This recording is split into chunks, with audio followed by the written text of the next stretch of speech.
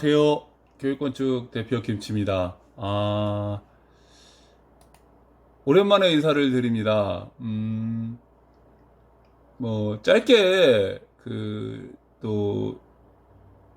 이유를 말씀을 드리면, 그동안의 코로나 상황이 한 1년 반 정도, 계속 지속이 되면서, 저희 원자재, 이 단가가 계속 올랐어요.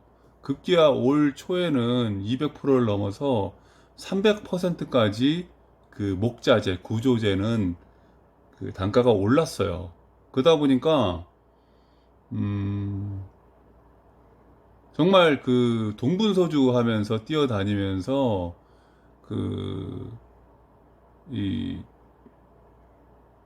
좀 줄일 수 있는 건 좀 줄이고 또 건축주님들에게 양해를 구해서 단가가 오른 부분에 대해서 어, 아무래도 이제 시공을 하고 있는 과정 속에서는 어, 서로 부담을 조금 이렇게 나눠서라도 시공을 이어가야 되기 때문에 그런 양해 말씀드리고 저도 부담을 좀 지고 건축주님도 조금 부담을 지고 해서 이렇게 올 초까지는 어느 정도 좀 끌고 갔었어요. 끌고 갔는데 3월 이후로는 도저히 그게 불가능해서 어 뭔가 새로운 대책을 세우지 않으면 안 될 상황이어서 제가 정말 동분서주 뛰어다녔고 그리고 또 단가는 계속 올라가는데 영상을 제가 찍으면서 시공 단가를 기본형에서부터 더 평당 단가 이런 것을 말씀을 드리는데 계속 오르는데 말씀을 드릴 수가 없는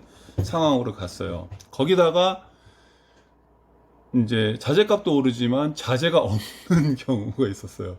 심지어는 이제 저희가 한 달 반 동안 현장을 스톱시키고 그러니까 그 자재가 없어서 예를 들면 단열재가 없어서 한 달 반 이상 지금 이제 현장을 중지시키고 다른 또 공정은 또 해야 되니까 또 그래서 너무 힘들었어요. 그래서 이런저런 이유로 영상을 못 올렸습니다. 이 점 양해 말씀드리고 이건 이제 뭐 여기까지만 말씀을 드리고 그러면 이제 제가 이 앞 영상을 이제 엊그저께 이렇게 좀 돌려보면서 좀 정리를 좀 했는데 혹시 제가 빠뜨린 게 있는가 싶어서 앞 영상에서 이제 제가 주로 이야기한 거는 이제 좋은 집에 대한 이야기를 했어요. 이거에 대한 걸 영상을 좀 찾아보시면 될 것 같고요. 간단하게 말씀드리면 좋은 집은 건축주에게 알맞은 집이라고 제가 말씀을 드렸어요. 이 건축주에게 알맞은 집이라는 거는 뭐 비용적인 측면일 수도 있고요. 뭐 도면도 도면의 어떤 이제 저희가 평면이라든지 인면이라든지 뭐 구조라든지 뭐 이런 도면 도 있고요. 그다음에 마감 자재 이런 것들이 건축주님에게 맞는 것이 좋은 집이다라고 제가 설명을 드렸어요. 그러면서 실제로 이제 이 전원주택 시장에서 크게 두 가지 형태로 시스템으로 집을 짓는데 하나는 소소장 제도였고 하나는 사실은 관리제라고 말씀을 제가 드렸는데 이건 저희들이 진행하고 있는 거예요. 다른 회사에서 관리제 저희들하고 비슷한 관리제를 운영하는지 안 하는지는 사실 저는 잘 모르겠습니다. 다만 소소상제가 가지고 있는 그런 어떤 여러 문제점을 극복하기 위해서 저희가 관리제를 선택했다는 말씀을 드렸고요. 그리고 이제 그렇다면 너희들이 이게 관리제로 진행했을 때 소소장제와 뭐가 다르고 어떤 점이 좋은가? 물론 이제 문제점도 있겠죠. 제가 영상을 이렇게 이제 계속 올리면서 설명을 좀 드릴 건데 그랬을 때 저희들은 이제 관리제로 했을 때 여러 측면에서 뭐 시공의 측면, 시공 관리의 측면, 사후 관리의 측면, 비용의 측면 뭐 이런 것들이 저희들은 이게 훨씬 더 좋다라고 그리고 그 기준은 저희 기준일 수도 있고 동시에 건축주님의 기준 그러니까 건축주님의 입장에서도 저는 훨씬 좋다라고 보기 때문에 이 관리제로 그동안에 진행해 왔고 그거를 설명을 드렸어요. 진행의 과정들을 그리고 이제 드디어 그런 구체적인 사례가 무언가에 대해서 말씀을 드리겠다 하고 제 영상이 끝이 났어요. 그래서 오늘부터는 그 구체적인 사례를 들어가면서 여러 차례에 걸쳐서 제 영상을 올릴 거예요. 최소한 한 달에 3차례 정도는 올리도록 하겠습니다. 또 약속을 하고 어기지는 말아야 되는데 죄송합니다. 어기지 않도록 하겠습니다. 그래서 아마 꽤 몇 달 정도는 진행이 돼야 될 것 같아요.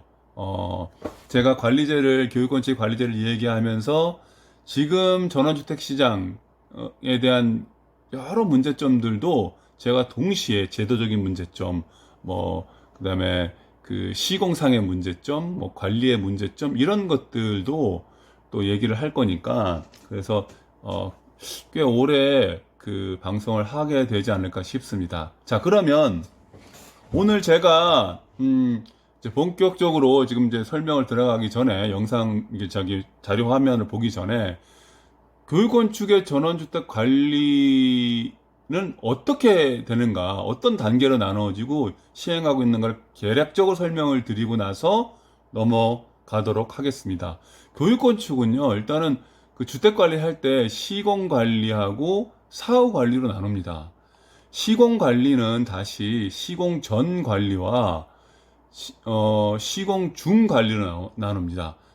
당연히 시공하기 전에 관리할 게 꽤 많죠. 확인하고, 또 거기에 대해서 그 확인한 사항에 대해서 또 수정할 건 수정하고 또 진행할 건 진행하고 해야 될 것이 되게 많겠죠. 그 다음에 시공 중 관리로 나누고요. 시공 관리는요. 그 다음에 이제 사후 관리는 준공 관리. 여기서 시공 중 관리라는 것은 말 그대로 기초부터 골조, 단열 이런 것들을 말합니다. 그때 확인하고 이제 시행해야 될 것들을 말씀드리는 거고요.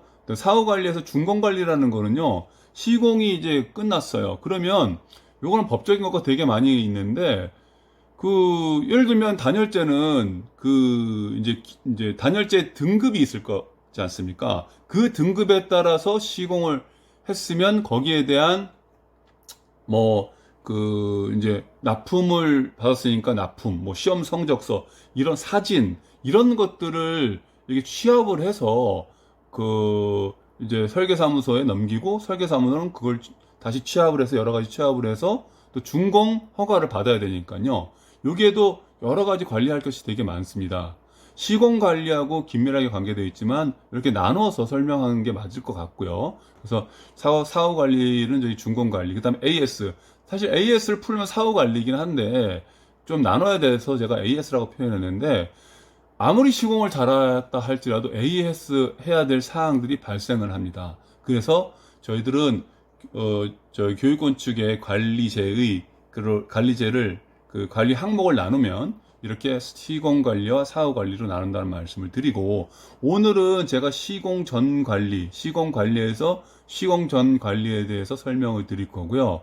아마 철거를 하고 측량까지 넘어갈 수 있을지 모르겠습니다. 제가 한 20분 정도 하려고 하는데 벌써 지금 한 8분여가 지났기 때문에 여기를 해서 철거를 하고 측량을 할 수 있으면 하고요. 제가 다음 시간에는 측량, 도면, 토목 이거 말고도 또 확인 사항들이 있어요. 이거에 대해서는 이제 기타 확인 사항에 대해서 말씀을 드릴 거고요. 오늘 요거 표는 요 정도로 하고요. 그럼 바로 제가 그러면 시공 전 관리에서 철거에 대한 사진 하고요. 저희가 어떻게 진행했는가에 대해서 설명을 드리도록 하겠습니다. 일단 철거를 저희 그 홈페이지에 들어가 보시면 이렇게 이쪽에 이제 메뉴 게시판란이 쭉 있는데 보시면 여기에 이제 공정별 사진, 제가 이 공정별 사진과 여기 교육건축 지뢰 현장에 이게 중복된 글인데 이렇게 공정별 사진을 따로 올리는 거는 건축주님들께서 오늘 철거니까요. 철거 부분을 이렇게 보시려고 하면 궁금하시면 여기를 보시면 상당 부분 철거는 이렇게 하는 거구나. 철거를 안 하시는 분들도 있으시겠죠. 그러니까 바로 나는 이제 구옥이 없는 경우는 예를 들면 이제 토목부터 해야 된다 그러면 토목란에 들어가시면 되는 거예요. 그래서 토목은 토목대로 쭉 비슷한 사례를 찾아보시면 돼요. 건축주님들이요. 그래서 대부분 비슷한 사례들이 또 중복되는 사례들이 건축주님과 이렇게 좀 그 맞아 떨어지는 상황들이 있으니까 보시면 될 거고요. 오늘은 철거 부분에 대해서 시공 전 관리를 저희들이 어떻게 하고 있는가를 말씀을 드려 볼게요. 일단 제일 중요한 거는 어떤 상황에서든지 간에 제일 중요한 거는 우리가 철거를 한다, 토목을 한다 그러면 그 이웃에 살고 있는 계신 분들이 있잖아요.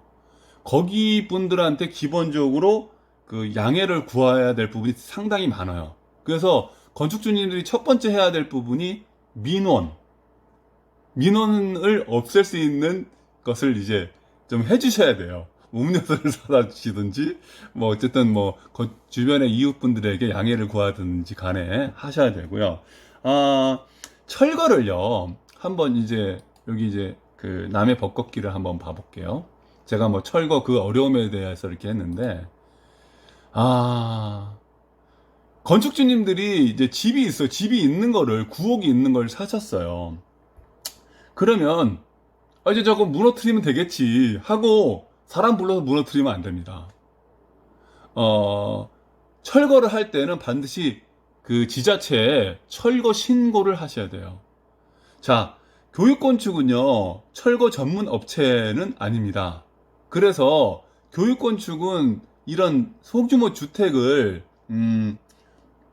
건축주님들이 철거 업체를 통해서 철거할 수 없는 상황에서 는 어느 정도 대행을 해드려요. 그러니까 무슨 말이냐면 철거 신고는 건축주님이 그냥 지자체에 가서 이렇게 한 장짜리 종이가 있어요. 거기에 건축주님들 그 이제 그 주소하고 뭐 성함 쓰시고 인적사항 쓰시고 철거하겠습니다라고 말씀을 그쪽에 이제 제출을 해야 되고, 그러면 철거할 때 신고 사항들이 있겠죠. 이제 크게는 제일 중요한 게 환경 오염 물질이 있느냐 없느냐. 그게 이제 스레트 같은 거죠. 스레트가 있으면 스레트는 반드시 환경 업체를 통해서 철거를 하셔야 돼요. 그리고 거기에 대한 필증이 있으셔야 돼요. 필증을 갖고 있어야 됩니다. 그런 안내는 저희가 드리겠는데, 어쨌든 또 콘크리트 있죠. 콘크리트가 있죠. 그 콘크리트도 그 당연히 전문 철거 업체에 처리를 맡겨야 되고 거기에 대한 필증이 있어야 됩니다. 물론 교육건축이 이제 진행할 때는 이걸 안내해 드리고, 건축주님이 이제 주요해야 될 것은 신고서만 작성을 해서 넣어 주시면 되고, 나중에 신고사항 때 이제 아까처럼 이제 뭐 환경오염 물질이라든지 뭐 사진 이런 것들은 저희가 드리기 때문에 진행하시면 되고요. 비용은 그 기왕이면 저희하고 이제 비슷하면 저희하고 진행하시는 게 좋고, 그쪽에서 많이 싸면 그쪽을 하시는 게 더 좋을 수도 있는데, 어쨌든 이 철거할 때도 또 좀 같이 저희들 이제 집을 짓기 위한 철거기 때문에 저희들이 비용이 같으면 저희들이 하는 게 좋다고 저는 봅니다. 자, 그러면 철거할 때 저희들이 어떻게 관리를 하느냐. 당연한 거죠. 건축주님에게 해야 될 것들은 말씀을 드리고, 철거할 수 있는 뭐 장비라든지 사람이라든지 이걸 저희가 세팅을 하는 거죠. 자, 그러면 당연히 이 철거를 할 때 저희들이 이제 이 철거를 할 때 저희는 대부분 이제 도면을 건축주님과 그 상의해서 거의 완성한 상태에서 철거를 합니다. 그러니 철거도 신축을 위한 철거가 가능하겠죠. 자, 이게 철거 관리 중에 하나예요. 그런데 한번 보십시오. 자, 이렇게 철거를 할 때 사람들 이제 뭐 세팅을 하고 이렇게 철거를 해 나가죠. 철거를 해 나가면 뭐 그 이웃에 이제 먼지 같은 거, 분진 같은 거 이렇게 날려가면 안 되고 하기 때문에 물을 이렇게 뿌리고요. 관리자는 이런 걸 다 세팅을 합니다. 자, 그러면 보십시오. 철거를 다 했어요. 어마어마하죠. 이 폐기물 처리해야 되는 것들이 뭐 이런 것들은 이제 고물상 같은 연락을 하면 이제 가져가죠. 이 정도는요. 그냥 가져갑니다. 돈이 되기 때문에. 그럼 이제 콘크리트. 뭐 여기는 이제 사진은 스레트는 안 나왔지만 스레트는 또 따로 처리를 했습니다. 이런 것들을 다 처리를 해야 되죠. 자 그러면 여기서 중요한 게 뭐냐면, 그러면 이런 사람들을 누가 다 세팅을 해주냐는 거죠. 그리고 이 순서는 누가 다 정하냐는 거죠. 건축주님이 이런 거 하실 수 있다 그러면 건축주님이 하시면 되고요. 그게 건축주님이 하는 경우에도 이제 비용이 많이 들 수도 있어요. 그리고 사실 전문가가 아니기 때문에 철거 이후에 또 어떻게 해야 되는가 이런 안내를 다 해드려요. 그래서 이제 어쨌든 이렇게 뭐 이게 금속류는 이렇게 해서 이 정도 규모로 오는 사람들은 이제 양이 얼마 안 되면 돈을 좀 줘야 됩니다. 양이 많으면 또 그냥 가져가시는 분도 있고, 또 지역에 따라서 그냥 돈을 또 줘야 되는 경우도 있어요. 그리고 요렇게 요거 한 며칠 걸렸는데요. 이제 콘크리트가 나왔죠.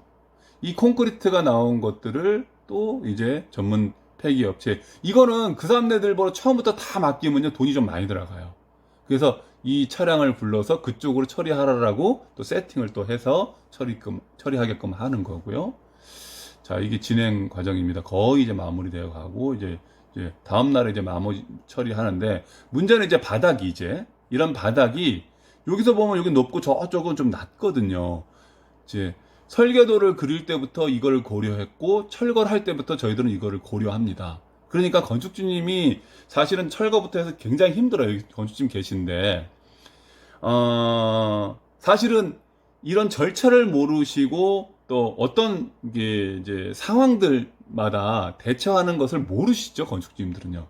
저희들이 이제 대신해 드린다라는 말씀을 드리는 거고요. 자, 그 다음날 이제 마무리합니다. 이게 보면 이제 단이 좀 젖어 있는 게 보이는데, 이제 집을 지을 때도 이 단이 이제 젖어 있는 게, 단이 낮아져 있는 걸 그림자를 보면 알 수 있겠네요. 그래서 이거를 이제 어떻게 시공해야 되고, 또 땅도 지금 다져놨잖아요. 지금 다지고 있죠, 지금 또요. 땅을 다지고 하는 것들. 또 저희들이 다 세팅을 좀 하고 있고요. 나머지 나무 같은 거는 또 이 폐자재 같은 거는 또 저희들이 또 따로 이런 것도 다른 환경업체에 가져가서 폐기를 하고요. 굉장히 많죠. 이게 폐기해야 될 것도 뭐 수십 가지가 될 수도 있어요. 자, 그리고 요거는 좀 특별한 건데, 이 지금 이렇게 철거하고 나서 경계 지점 확인하잖아요. 그러면 기존의 선들은 이렇게 되어 있지만 말뚝은 이렇게 박혀요. 그러면 차후에 이걸 어떻게 처리해야 되는가에 대해서도 이거는 측량을 다시 한번 한 겁니다. 그래서 이런 것도 저희들이 관리해 드리고 있고요. 요건 뭐 요 정도로 하고요. 폐기물 분류에 대해서도 이제 제가 어느 정도 말씀을 드렸기 때문에 이 정도로 하고요. 아까 신고 필증에 대해서도 사진은 저희가 찍어가지고 건축주에 드리면 그렇게 작성해서 지자체에 제출하시면 나중에 준공 받을 때, 이것도 준공 관리하고도 관계되지만 어쨌든 이제 뭐 시공 전 단계이기 때문에 먼저 말씀을 드리고요. 자, 그 다음에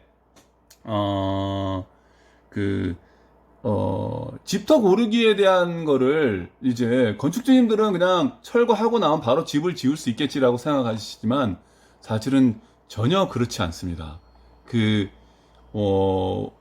그냥 철거해서 집터만 만약에 뭐 바로 집을 지을 수 있다면 좋겠지만 그렇지 않아요. 그래서 오늘 그 집터 고르는 것에 대해서 잠깐 사례를 한번 들어볼게요. 다시 철거 쪽에 가서 어디가 좋을까요? 굉장히 좋은 사례가 하나, 이거는 이쪽에 있는 게 아니라, 요쪽에, 요거를 보고 설명드리는 게 더 나을 것 같네요. 자, 이거는 저희가 철거한 게 아니라 건축주님 철거된 땅을 산 거예요. 그런데, 아까 콘크리트 다 처리해야 된다고 말씀을 드렸지 않습니까? 그런데, 이게 집터가, 이거는요, 예비 건축주님들 중에서 집터가 있었는데 철거가 끝났어요. 그 다음에 땅이 이렇게 어디든 다져져 있어요. 이렇게 정리되어 있어요. 그런데, 어떻게 철거한지를 사실 모를 때는 땅을 살짝 한번 파보는 게 좋아요. 그 집이 들어서는 자리, 집이 있었던 자리에. 저희가, 사실 땅을 이거는 집이 이게 정리가 되어 있는 상황에서, 이건 나중에 저희가 집을 정리한 거고요. 그 어느 정도 정리가 되어 있는 상황에서 집을 바로 올려야 되는 상황인데, 저희가 한번 살짝 파봤는데, 이걸 보시면 콘크리트가 그대로 있어요. 콘크리트가 일반 그냥 그 말 그대로 이제 막 콘크리트 덩어리채로 이렇게 있는 것이 아니라, 이건 블럭이잖아요, 블럭. 블럭이 지면에서 2, 3cm 밑에 이렇게 막 블럭채로 이렇게 자리 잡고 있어요. 집은요, 하중이 굉장히 많이 나가죠. 이런 경우는요, 이 침하할 수 있어요. 그러니까, 여기 건축주님이 계시는데, 바로 지금 이제 저쪽 땅을 샀던, 구입했던 전 주인에게 이거를 지금 좀 항의하시는 거예요. 근데, 이 상태에서 집을 짓게 되면, 치마는, 예, 치마는, 이거는 뭐, 필연적인 거죠. 만약에 땅을 파지 않았으면 큰일 날 뻔했습니다. 그래서, 혹시나 철거된 집이었다고 하시면, 땅을 좀 이렇게 파보시는 게 좋아요. 포크레인이 왔을 때 한번 쭉쭉 파면 50cm, 60cm, 한 바가지 정도 쭉쭉쭉 파면 파지거든요. 반드시 이거는, 이게 철거 전에, 신축, 집을 짓기 전에 구옥이 있었던 경우에 이렇게 파보시는 게 좋아요. 그리고, 사실은 이게, 이제 저희가 시공 전에, 아까도 뭐 관리제, 시공 전 관리, 철거 관리를 하는 건데, 이렇게, 관리한다라는 겁니다. 자, 그리고 이거 보이시죠? 이렇게요. 이게 지금 공간이 떠 있는 거잖아요. 그러면 치마가, 이게 불과 여기 땅이 여기 요면이었는데, 이게 20cm 정도밖에 안 되겠죠. 그리고 이게 땅을 저희들이 이걸 다 긁어내고, 땅을 다시 정리한 겁니다.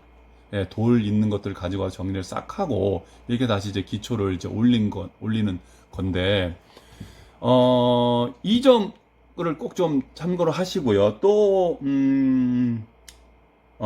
철거할 때, 그냥 뭐 저희들이 그냥 뭐 철거를 뭐 하고 그냥 신축을 하는 것이 아니라, 철거할 때는 아까도 말씀드렸듯이 신축을 위한 철거가 돼야 돼요. 여기도 이제 창원 마산 쪽인데,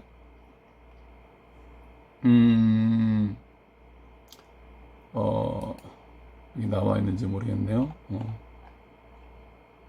여기 보시면, 여기도 저희가 철거한 건 아닌데, 건축주님이 이제 도면을 그리고 저희가 도면을 그리고 이렇게 하니까 이 안에 이제 수도가 이렇게 있죠.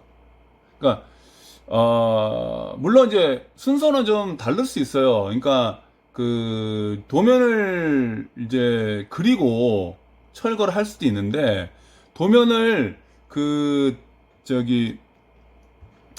없는 상황에서 철거를 할 수 있어요. 그러면 이제 도면을 그리고 나니까 발생할 수 있는 문제들이 좀 있겠죠.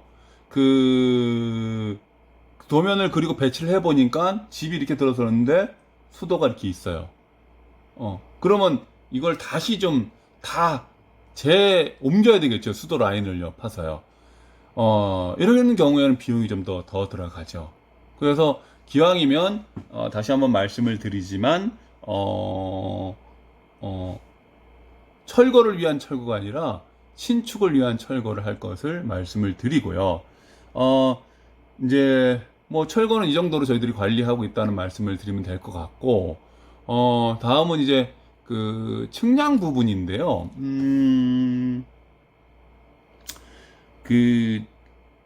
측량 부분도 저희들이 관리하는 것들이 이제 저희 시공 전 관리 단계에서 굉장히 중요하기 때문에, 오늘은 제가 요 정도만 하고요. 저희 관리자에 대해서 실제로 관리하는 것을 충분히 좀 보셨을 것 같으니까, 다음에는 측량을 저희들이 할 때 어떻게 관리하는 거에 대해서 실제로 지금 많이 지났으니까 그때 설명을 좀 드리는 거라고, 오늘은 여기까지 하도록 하겠습니다. 감사합니다.